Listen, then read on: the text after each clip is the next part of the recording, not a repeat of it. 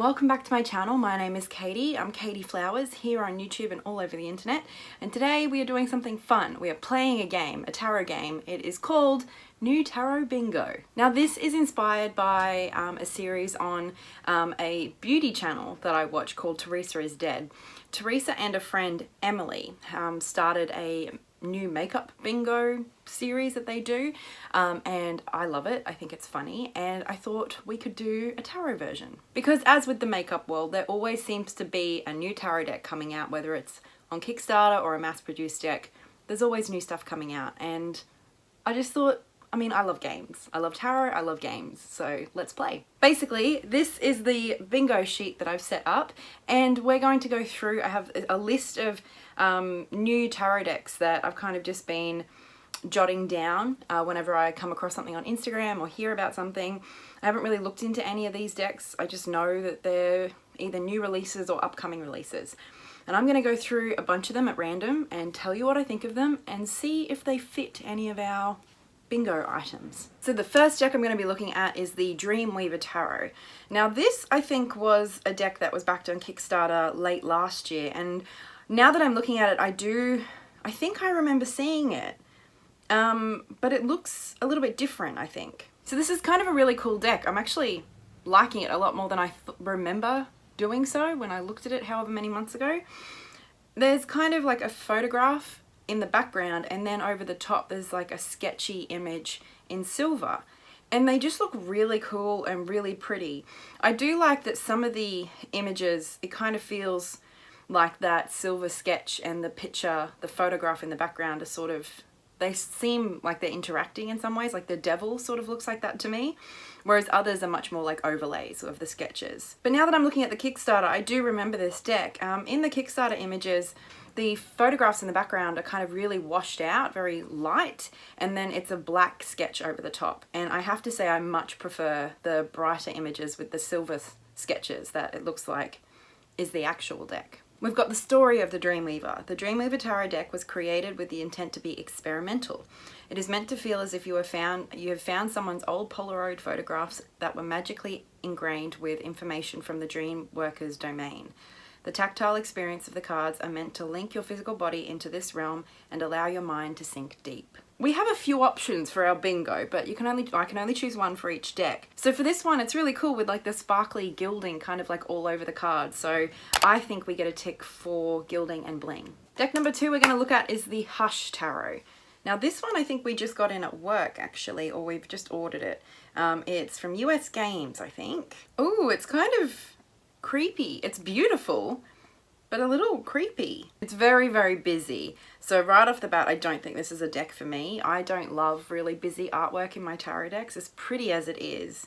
For me, I just find it kind of hard to make out those details. It gets a bit distracting. It sort of reminds me a little bit of a cross between the Astara Tarot and the Wooden Tarot. Just with like, I don't know, the borders remind me of the Astara Tarot, sort of the colors and sort of some of the art styles. But then kind of how it's a little bit creepy, a little bit odd, very animal based. That reminds me of the Wooden Tarot. Hush Tarot beckons readers to explore an alluring world where animal and human spirits are unified, and even the smallest creatures like ravens and hares have great significance. At times they appear lost in the weeds, but there is always a hidden clue guiding them to the way out. The fascinating characters and landscapes are illustrated with lush detail inspired by a 19th century aesthetic that explores natural forms in various states of life and decay. Hush Tarot offers a shift in perspective that reveals profound answers to life's mysteries. The cards are really unusual. Like I'm looking at the Magician, the Hanged Man, the Star, and none of them like jump out. If I saw that image on its own, I wouldn't think, oh, that looks like the Hanged Man. So I'm wondering if this deck, is this one of those decks where the artwork was kind of taken, already existing artwork was taken and put into a tarot deck? I'm not sure. Okay, I'm starting to think that this was pre-existing artwork put into a tarot deck. That's the sense I'm getting, and I found a post on thetarotforum.com, and I don't know that anybody came to the exact conclusion, but that certainly seems to be the impression other people are getting too. So I'm going to give myself a tick on our bingo sheet for public domain / pre-existing artwork. Next we're looking at the Inversion Tarot, and Oh, it's cute. It's a tarot in a tin. Yes, we get a tick for that. Inversion Tarot is based on and inspired by the mid-century artwork originally created in 1960 by Paul Matheson for the Roller Nordic Tarot. This deck follows the ancient Marseille tarot tradition. The updated images have been inverted and refined with interesting new details and decorative elements brought into focus for a striking contemporary deck. And I'm not much of a Marseille reader, so this isn't really for me. I like the simplicity of the artwork. It's very kind of clear and bold. And it's in a tin, so we get a tick. Okay, next we've got the Relative Tarot, and this is by Carrie Paris, I think. The Relative Tarot is a traditional 78-card tarot deck with extra cards. It also comes with an 80-card Spirit Oracle for ancestral communication and 60-page instructional booklet. Both decks come nested in a sturdy magnetic flip box.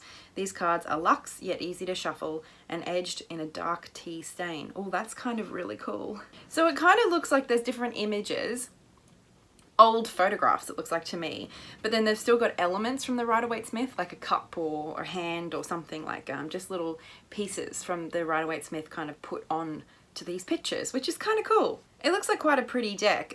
It's not really my sort of thing. I don't love kind of like, it sort of looks collagey, although I don't know that it is, but it's just very dark in terms of like the colors.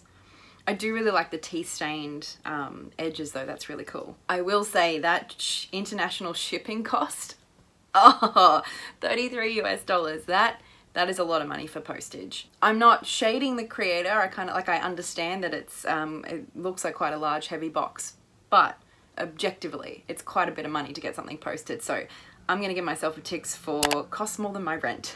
Obviously doesn't actually cost more than my rent, but you know what I mean, like, this is supposed to be funny and a bit of fun. It's a bit cheeky, yeah? So we have a few ticks around the place, but no bingo yet, so let's keep going. Next, we're gonna look at the Black and Gold Tarot. Tarot Black and Gold Edition is what it's called, I think, and it's from Lo Scarabeo. And it's just a Rider-Waite-Smith clone. Discover a deck with a whole new approach to color and design with the Black and Gold Tarot. Based on the pictorial key of the traditional Rider-Waite-Smith tarot and printed with elegant gold foil details, this deck makes for breathtaking tableau as the cards are laid out in a spread. Whether you are a reader or a collector, you will realize fresh possibilities and interpretations with this creative work of art. So it's beautiful. I think you'll experience a whole new realm of possibilities and interpretations is going a bit far. It is still just literally a Rider-Waite-Smith, just gold and black, which is cool and it looks really pretty, but I'm gonna give myself a big fat tick for another Rider-Waite-Smith clone. Oh, we have 3 in a row now, so oh, who knows, we might get bingo. Next up is the Edgar Allan Poe Tarot, and this is by Rose Wright and Eugene Smith. And this is on pre-order for later this year from Llewellyn. Blending the divinatory power of the Rider-Waite-Smith Tarot with the visionary writings of Edgar Allan Poe, this deck provides deep spiritual insights into who you are and what you might become. Stunning art based on Poe's tales of the mysterious and the macabre illuminates the imagination and opens the soul to fantastical realms of spirit. Sounds pretty cool. There's not a lot of images available, although it's not going to be released until much like later this year in September, it looks like. I don't know a lot about Edgar Allan Poe. I'm not like loving the images that I'm seeing on here, but we are going to get a tick for Famous Person Tarot. Literally Edgar Allan Poe Tarot. Next is a deck that's on pre-order. It's the Dark Wood Tarot by Sasha Graham and Abigail Larson. It's due out in June this year. Dare to enter the dark wood and discover your shadow self with this enthralling Rider-Waite-Smith style deck.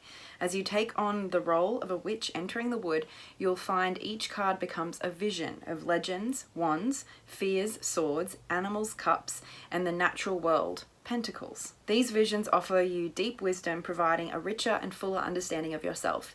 Examine your secret desires, your shadowy dreams, and your unknown recesses of your psyche. This deck is the key to your shadow side, the key to a quest through darkness and into the light that reflects your hidden talents and personal power. This one seems really interesting. It's not really my sort of style. It is quite a dark sort of aesthetic, which makes sense, the dark wood. So it has got a pretty strong theme here. I kind of almost thought of Little Red Riding Hood, actually, especially given the image on the front there. I think that's sort of what they're going with. To me, this has a pretty strong theme, so I'm going to tick off that option on our bingo sheet. Next up is the Wizard's Tarot. This one is up for pre-order, coming out in March, so very soon. And straight away I'm seeing it's a guidebook by the one and only Barbara Moore. I feel like so many of Llewellyn's tarot decks come out with a Barbara Moore Guidebook. Magic users of many paths will love this breathtaking deck filled with adepts, spellcasters, boundless power, and deep mysteries. Each card comes to life in the vibrant splashes of colour and explosive displays of incredible magic. These wizards, some designed as clever references to pop culture characters, will delight you with every flip of the cards. So raise your sword, wave your wand, tip your cup, and draw your pentacle with this irresistible Rider-Waite-Smith base deck and full colour guidebook. It's a bit tricky with these ones that are up for pre-order to kind of get a bit of a better look at some of the images. So for me personally, I'm not like super drawn to this artwork. It does sound fun. I really liked that blurb. That got me excited. But we definitely get a tick for a Barbara Moore Tarot Guidebook. Oh, which means we're very close to bingo. Let's keep going. Next up is the Star Spinner Tarot. And I think this is one that we got in recently, or we're getting in. I can't remember if I ordered it or if I've seen it in the shop. But the colours in this are really, really pretty. It kind of has a bit of an anime feel, actually. Let the stars light your way. Enter a world where fairies play, mermaids yearn, and threads of the familiar and fantastic are spun together to guide you on your personal journey. Featuring beloved indie comic artist Trungle's enchanting illustrative style, the Star Spinner's Tarot reinterprets classic tarot imagery for a more inclusive and diverse reflection of the modern world, with illustrations drawn from a wide range of stories, myths, and fairy tales. I really like the look of this deck. It just looks really pretty. I love the colours. It is one I think I'd like to kind of see more of, so I don't think it's something I would pre-order, but I definitely will be looking at some unboxings and things when the deck comes out. In the meantime though, we definitely get a tick for the mention and description of the deck as modern. Next up is the Mythical Creatures Tarot, which is by the one and only Bubba Studios, and I've been seeing this kind of pop up quite a bit on my Facebook. Now this is such a pretty deck. Everything Bubba Studios does is always really high quality. It's just gorgeous. The artwork on this is stunning. It's certainly, I don't know, it looks like it's a bit of a Marseille deck, which to be perfectly honest, when I first saw it, although it's very busy, I was definitely immediately attracted to how beautiful this deck is. But when I realized it was a Marseille sort of style, like a non-illustrated pips or non-scenic pips, my heart sank a little bit. Although, I mean, how much work has gone into the art and how detailed this is, I can only imagine it would have taken like another 20 years to get like an illustrated set of pips, a scenic set of pips done too. So for me, this was definitely a nice, but then I saw the minors moment, which was a little bit sad. Next, I had written down the Oddhand Tarot deck. High quality, hand-drawn, original, illustrated 78 card tarot deck. The Oddhand Tarot deck is a 78 card, completely hand-drawn, illustrated deck by me, Jeremy Grand. I bring a unique style to the reading table with busy, detailed, and fun pen and ink drawings. They are affordable and portable works of art that anyone can enjoy. That's nice. So this is a black and white deck, and as described, it's like a hand-drawn, kind of really sketchy sort of art style, which is really, it kind of looks quite fun and playful, which, I mean, again, is in the description. For me, it errs a little bit on the too busy side, but that's just totally a personal preference. I think it's great that he was really kind of conscious of keeping that price a little lower. That's nice. I don't think it ticks off any of our bingo items though, but it's a nice deck. Next up is a deck I do not know how to pronounce, the Fyodor Pavlov Tarot, a lovingly illustrated deck of tarot cards by artist Fyodor Pavlov. Oh, this is a deck that's currently on Kickstarter. Ooh, it's interesting. It's like got this really neutral, old school looking background and then these really beautiful works of art. I love the ones with a bit more colour, like the blue on the moon and the hermit. Oh, just beautiful. I really like the devil. It's a bit kinky. Oh, this is really interesting. The artist says, in my work, I strive to evoke a sensual and esoteric world in which the past is present, the present is queer, and gender is fluid. The occult has a deeply rooted influence on my art, and tarot is a major part of my own personal practice. So it's really beautiful, and I love how the suits are kind of colour themed. So the colour is used very intentionally. Like, it's not a colourful deck, but where colour is used, it's used to kind of make the suits very cohesive. So there's blue in all of the cup suits, for example. It's just really beautiful. I think this is another one where It's very, very Rider-Waite-Smith based, so I'm not really sure if I need it, especially at the cost of, you know, an indie deck with postage and everything. But I am certainly curious, so I think this is one I might keep my eye on and see kind of like what the response is and what the actual physical deck looks like when people start to get it in. I really like this artwork, it's beautiful. I don't think it fits anywhere on our bingo sheet though. Next up is Oriens Tarot. Now this I think was another Kickstarter deck not too long ago. And it says on little red tarot that they're awaiting the shipment from China at the moment. And these colours are stunning, wow. Oh, they're really, really beautiful. Oh, the Queen of Swords. They almost look like they're glowing or they're lit, like backlit. They're beautiful. So the Oriens Tarot deck is an animal-themed tarot that reflects nature through mythical and ethereal means, allowing you to spiritually connect with the universe and yourself through the exquisite art of divination. This is by Ambi-Sun, an illustrator in Melbourne.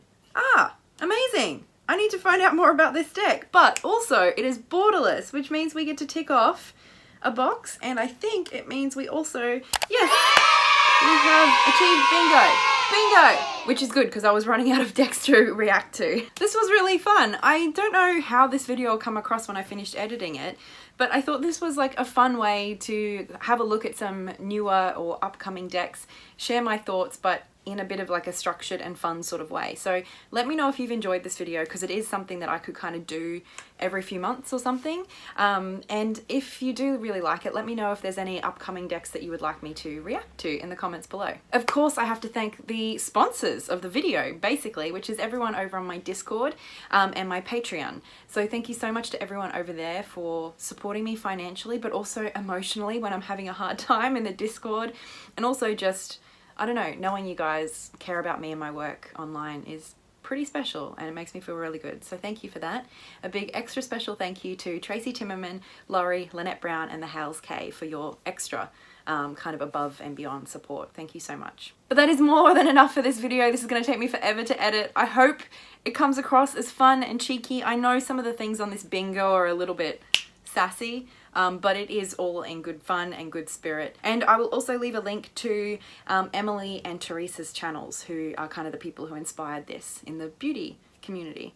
And I'll stop rambling. Thank you so much for watching. I'll talk to you next time. Much love. Bye.